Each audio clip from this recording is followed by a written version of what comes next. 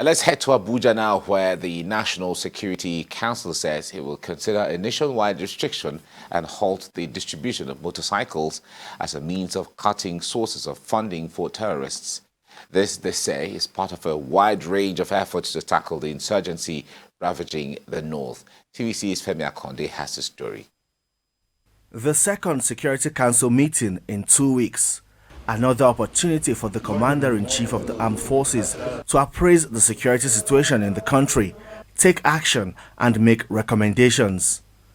This time it appears far-reaching measures will be taken that may have a direct implication on security across the country.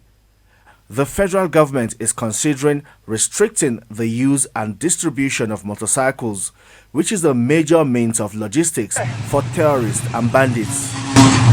Was extensively deliberated often as to what needs to be done for the purpose of ensuring that their means of logistics are indeed adequately considered and the necessary steps are taken in degrading their capacity to move around. The Security Council also considered a possible ban on mining activities as a way to suppress the source of funding for bandits and terrorists. It appears these mines have become the playground for criminals and has forced investors to leave the sector.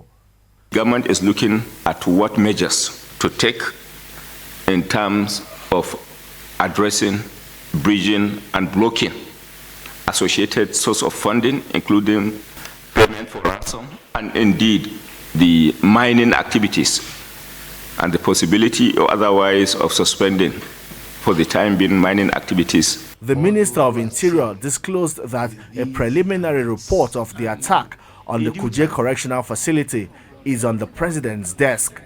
Sufficient efforts at intelligence were made, but unfortunately those of you who accompanied me when I visited the place will show that I said very clearly that we had some problem with the will to hurt, and that is how I want to say. I'm not blaming anybody.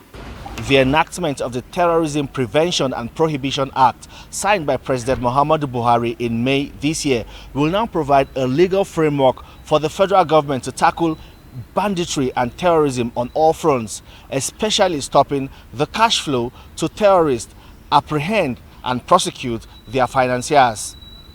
Femi Akonde, TVC News, Abuja.